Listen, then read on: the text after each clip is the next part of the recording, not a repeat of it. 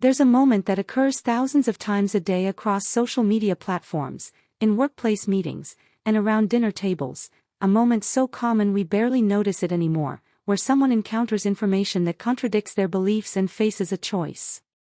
They can either update their understanding based on this new information, accepting the discomfort of being wrong, or they can dismiss the information and seek out voices that confirm what they already believe. If you're honest with yourself, you know which option most of us choose most of the time, and if you're really honest, you know it's not because we're stupid or intellectually lazy but because there's something in our psychological architecture that makes validation feel more urgent, more necessary, more viscerally satisfying than truth. This preference isn't a bug in human cognition, it's a feature, one that made perfect sense in the ancestral environments where our brains evolved but creates all kinds of problems in the modern world where our beliefs about reality actually matter for navigating complex systems we can't intuitively grasp. Let's start with the neurochemistry, because understanding what happens in your brain when you receive validation versus when you encounter truth helps explain why this isn't simply a matter of choosing better. When someone validates your opinion, agrees with your perspective, or affirms your sense of self, your brain releases dopamine, the same neurotransmitter involved in rewards, pleasure, and addiction. Social validation literally feels good in the same way that food, sex, or drugs feel good. It's a reward signal that your brain has learned to seek out and repeat behaviors that lead to it. But here's what makes this particularly powerful: social validation doesn't just feel good, it feels safe. In the environment where human psychology evolved, being excluded from your social group was often a death sentence.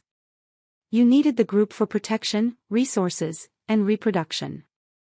Your brain developed exquisitely sensitive mechanisms for detecting social approval and disapproval because your survival depended on it. When you say something and people nod in agreement, when you post something online and watch the likes accumulate, when you express an opinion and others validate it, you're not just experiencing pleasure, you're experiencing relief from a deep ancestral anxiety about social exclusion. Now contrast that with what happens when you encounter information that contradicts your beliefs. There's no dopamine reward, no feeling of safety and belonging.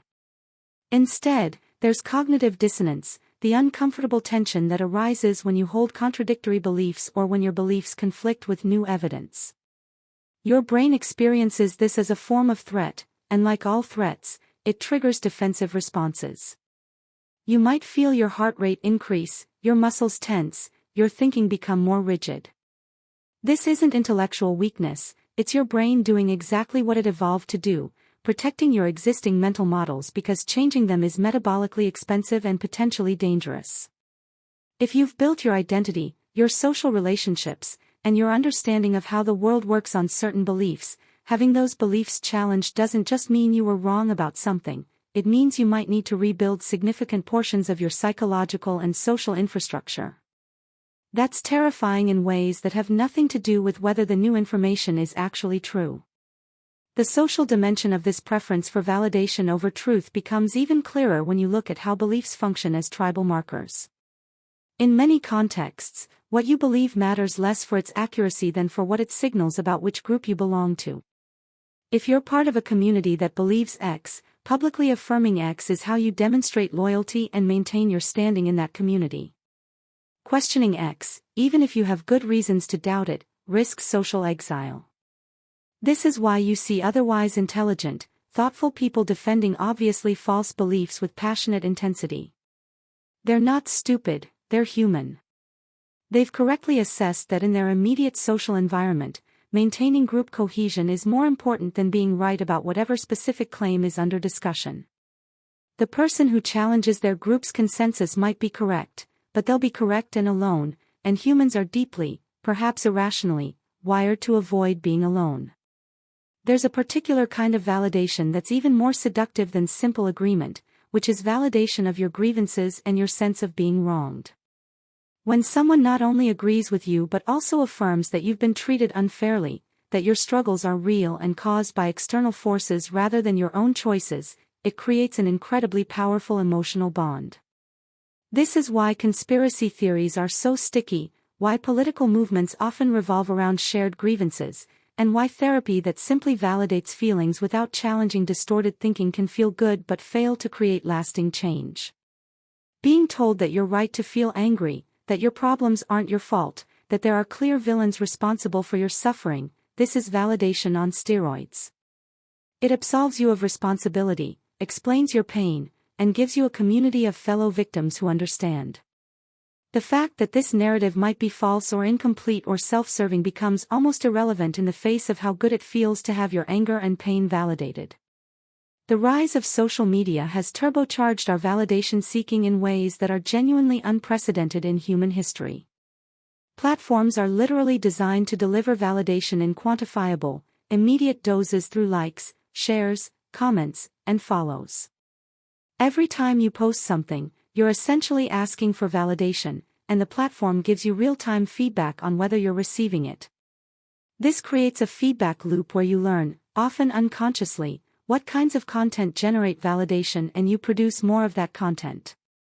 If nuanced, complicated takes that acknowledge uncertainty get less engagement than confident, simplified takes that align with your audience's existing beliefs, you'll naturally drift toward the latter. You're not being dishonest, you're being human, responding to the incentive structures the platform has created. The problem is that the takes that generate the most validation are often the least truthful, because truth is usually complicated, uncertain, and context-dependent, while validation flows most freely to confident assertions that confirm what people already believe. Let's talk about confirmation bias, which is probably the most well-documented way our craving for validation distorts our relationship with truth. Confirmation bias is the tendency to seek out, interpret, and remember information in ways that confirm our existing beliefs while dismissing or forgetting information that contradicts them. This isn't a conscious choice, it's an automatic feature of how our brains process information. When you encounter a study that supports your position, you tend to accept it at face value, assuming the methodology was sound and the conclusions warranted. When you encounter a study that contradicts your position, you suddenly become a rigorous methodological critic, finding all kinds of reasons why this particular study shouldn't be trusted.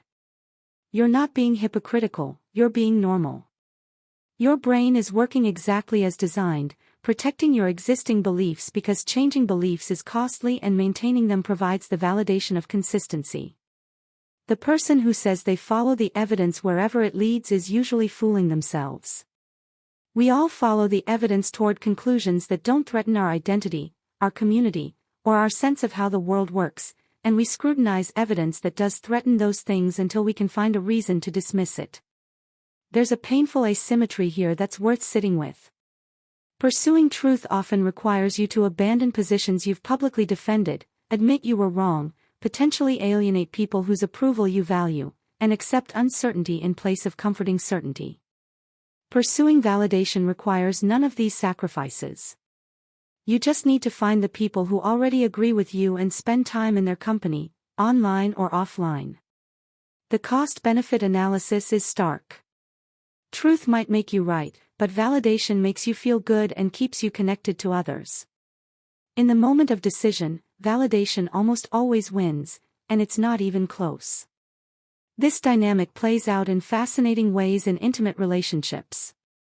People often say they want honesty from their partners, that they value truth-telling and authentic communication. But watch what happens when someone's partner tells them a hard truth, that they're being selfish, that they're not pulling their weight, that their behavior is hurting the relationship. The immediate response is usually defensiveness, counterattack, or withdrawal. What most people actually want isn't truth, it's validation with just enough gentle honesty to feel authentic. They want to be told they're doing their best, that their feelings are justified, that any problems in the relationship are at least 50% the other person's fault. The partner who consistently tells hard truths, who refuses to provide validation when it's not warranted, who insists on accuracy over comfort, often finds themselves single. Not because truth isn't valuable in relationships, but because the human need for validation from our intimate partners is so intense that truth-telling without sufficient validation feels like abandonment. The question of when validation seeking becomes pathological is complicated, because some amount of caring what others think is healthy and necessary. We're social creatures, and complete indifference to others' opinions would make you a sociopath, not an enlightened truth seeker. The problem arises when your need for validation becomes so strong that it overrides your ability to assess reality accurately, when you'd rather be validated in a false belief than correct in an uncomfortable truth, when you select your beliefs based primarily on which ones will get you approval from the people whose approval you crave. You see this in people who've built their identity so thoroughly around a particular ideology or worldview that contradicting evidence becomes literally unthinkable. You see it in people who oscillate between different belief systems based on which social group they're currently trying to impress. You see it in people who are so desperate for validation that they'll agree with whoever they're talking to, becoming ideological chameleons with no stable convictions of their own. There's also something important to understand about how intelligent people often crave validation even more than less intelligent people, though they're better at disguising it. If you're smart, you can construct elaborate intellectual justifications for beliefs you hold primarily because they bring you validation. You can cite studies, deploy sophisticated arguments, and make it look like you arrived at your conclusions through pure reason when really you started with the conclusion your community validates and worked backward to find supporting arguments. This is why you see very smart people defending very stupid positions with great eloquence. They're not being dumb, they're being human, using their intelligence in service of validation rather than truth. The smarter you are, the better you are at motivated reasoning, at convincing yourself that the beliefs that bring you validation just happen to also be true. What I've found most disturbing about this dynamic is how it affects our relationship with uncertainty, which is where truth actually lives most of the time. Truth about complex matters is usually probabilistic, conditional, and uncertain. The honest answer to most important questions is some version of, it depends, or, we don't know for sure, or, the evidence suggests X but there are important caveats. But uncertainty doesn't get validated. Confidence gets validated. The person who says, I'm not sure, this is complicated, there are good arguments on multiple sides, gets less social approval than the person who says, I'm absolutely certain, here's the answer, anyone who disagrees is either stupid or evil. So we learn to perform certainty even when we feel uncertain, we learn to hide our doubts, and we end up in a world where everyone is publicly confident about things they're privately unsure about, and nobody wants to be the first to admit uncertainty because that admission won't be validated. Here's what makes all of this particularly challenging in the current moment. We live in a time when many important truths are genuinely difficult to access, where expertise is contested, where information sources are polarized, and where determining what's actually true requires significant time, effort, and intellectual humility. In this environment, seeking validation is easier than seeking truth by orders of magnitude. You can get validation instantly and continuously just by finding your tribe online and repeating their talking points. Truth, meanwhile, requires you to do the hard work of reading primary sources, understanding methodology, sitting with uncertainty, and potentially concluding that your tribe is wrong about something important. The incentive structure couldn't be clearer, and we shouldn't be surprised that most people, most of the time, choose validation. But here's what we lose when we prioritize validation over truth. We lose the ability to solve real problems, because you can't solve problems you won't accurately diagnose. We lose the possibility of genuine intellectual growth, because growth requires admitting what you don't know and being willing to be wrong. We lose authentic relationships, because relationships built on mutual validation of comfortable falsehoods are shallower than relationships that can handle hard truths. And we lose, in a very real sense, our grip on reality itself, surrounding ourselves with people and information sources that tell us what we want to hear until we're living in a carefully constructed bubble where our beliefs are never challenged and we mistake the absence of contradiction for confirmation of truth. The work of prioritizing truth over validation is not glamorous or instinctive. It requires you to deliberately seek out information that challenges your beliefs, to spend time with people who disagree with you, to sit with the discomfort of uncertainty, and to accept that being right sometimes means being alone.